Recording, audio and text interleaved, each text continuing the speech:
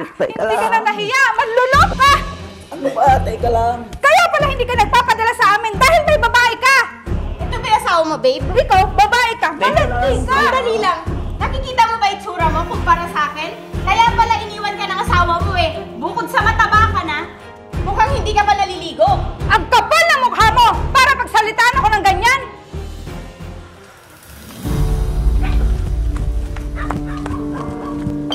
Mahal.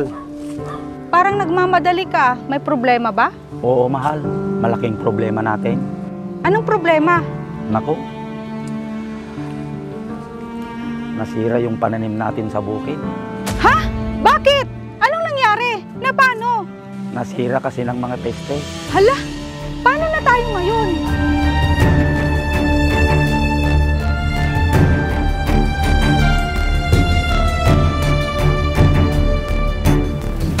Ano ba naman yan? Yun pa naman yung inaasahan natin na pambayad sa utang natin. Yun na nga, mahal. Hindi ko na nga alam kung ano yung gagawin ko.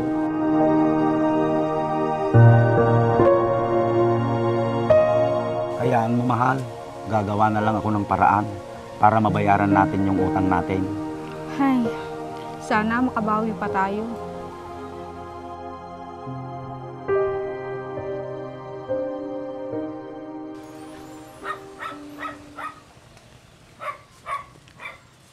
Mahal, Oh, bakit?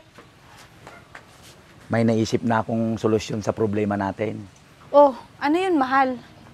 Ano kaya kung magtrabaho na lang ako sa Maynila? Ha? Anong trabaho naman ang papasukan mo doon? May kakilala ako, mahal, na nangangailangan ng gwardya sa isang malaking bodega. Gwardya? Hindi ba delikado yon? Hindi naman siguro, mahal. Saka marami naman akong kasamaan magbabantay doon. Sige, ikaw ang bahala. Basta, lagi kang mag-iingat doon sa Maynila. Oo naman. Madaming loko-loko doon. Baka kung anong mangyari sa'yo. Huwag kang mag-alala, mahal. Mag-iingat ako para sa anak natin. Teka, kailan mo pala balak umalis? Balak ko sana, mahal, sa isang araw na. Sige, para maihanda ko yung mga gamit na dadalhin mo. Salamat, mahal. Tara na nga, mahal. Kumain na tayo. Sige, mahal. Nagugutom na rin ako.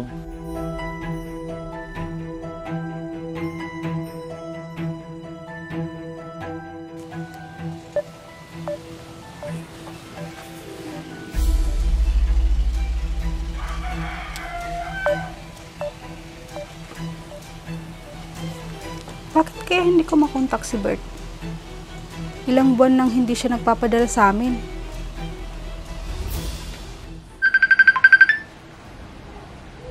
Oh, pare, Hello, Mare. Kumusta? napatawag ka. Di ba kasama mo si Bert sa trabaho? Kamusta na siya? Mare, yun na nga yung sanang sasabihin ko sa'yo eh.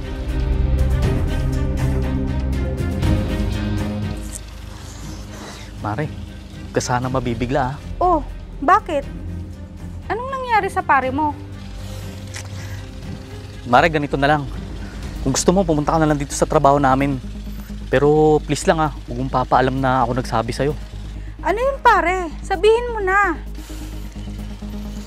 Mare, may iba nang kinakasama si pare. Ha?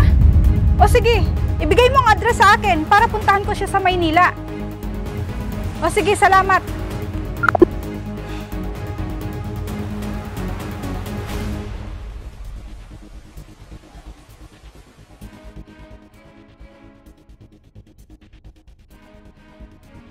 Ang ganda mo talaga, Ruby. Ikaw talaga, lagi mo akong binibiro. Tapos ang bango-bango pa. Hindi naman, ikaw talaga. Ikaw naman, no? Sobra ka tama.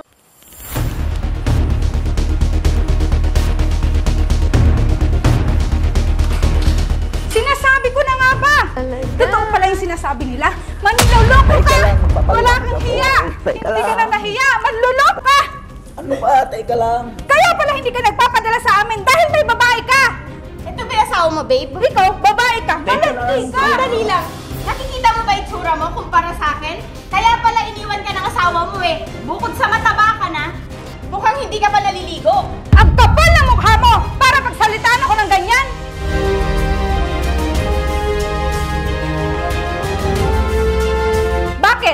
ka ba? Anong pinagmamalaki mo? Eh mukhang napulot ka lang sa kalye ng asawa ko. Tingnan mo nga yung sarili mo. Mukha kang losyang. Kung ako losyang, ikaw mukha kang basura na pinipilahan ng mga lalaki. Ano ba, Michelle? Tumigil na nga kayo? Ito ba yung pinagpalit mo sa amin ng anak mo? Pareho kayong walang kwenta!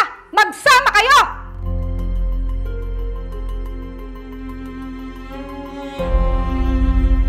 Pero itong tandaan mo, hindi mo na kami makikita ng anak ko kahit kailan!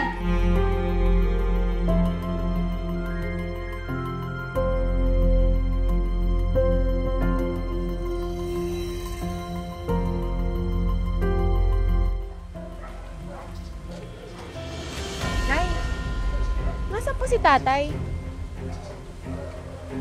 Nandun sa Maynila, anak. May kasamang ibang babae. Ano po? Ganun na lang ba yun, Nay? Basta na lang niya tayo niiwan?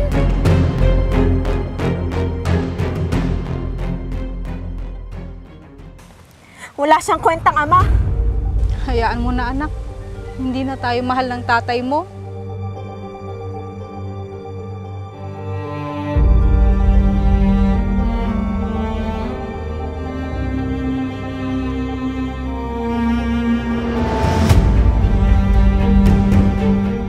Babe, Oh, babe! Ano nangyari sa'yo?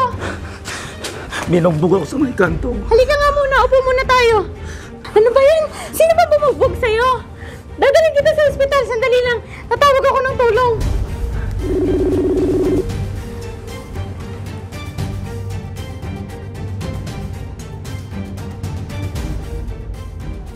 Babe.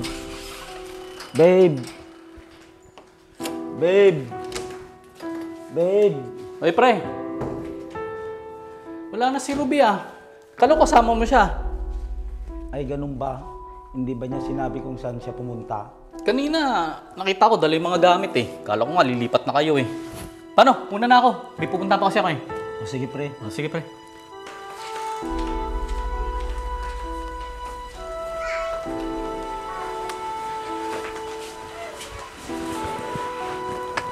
Iniwan na yata ako ni Ruby.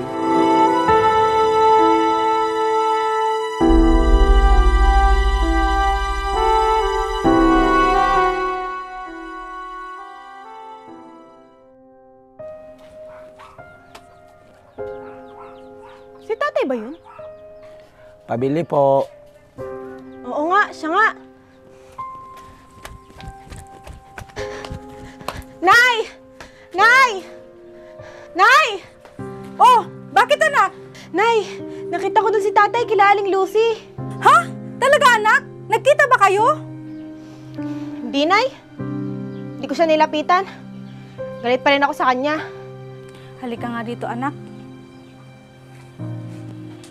Anak, kahit ganun ang ginawa ng tatay mo, huwag ka pa rin magtanim ng sama ng loob sa kanya.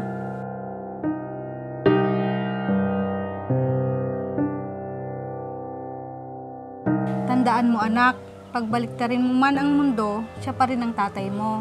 Nay, pasensya ka na. Hindi ko kasi makalimutan yung ginawa sa atin ni tatay eh. Naghirap tayo dahil sa kanya.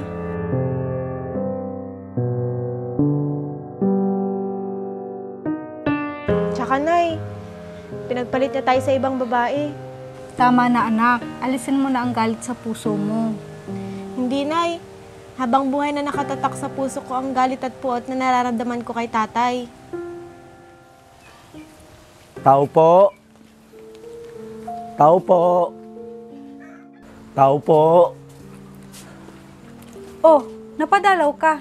Michelle, pwede ba kitang makausap? Oo naman. Halika, umupo ka muna dito. Oh, anong nangyari sa mata mo? Nabugbog kasi ako sa dati naming tinitirahan. Kaya nabulag yung isang mata ko.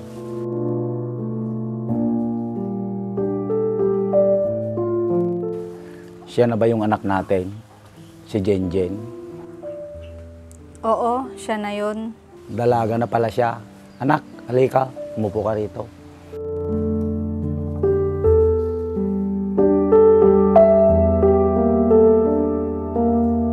Huwag kang matakot, anak. Miss na miss ko na kayo ng nanay mo. Hindi kita tatay! Pagpasensyahan mo na yung anak natin, ha?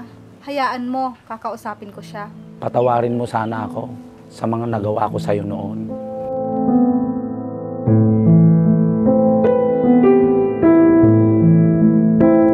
Alam kong walang kapatawaran yung nagawa ko noon. Huwag ka mag-alala, pinapatawad na kita.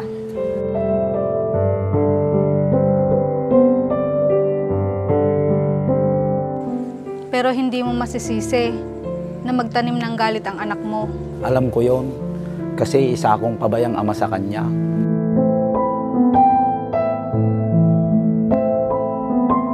Pero alam mo, napagdusahan ko na lahat ng kasalanan ko sa inyo. Hayaan mo muna ang anak mo. Bigyan mo siya ng oras para maibalik ang tiwala sa'yo. Sige Michelle, hindi na ako magtatagal. Salamat. Alis na Sige. ako.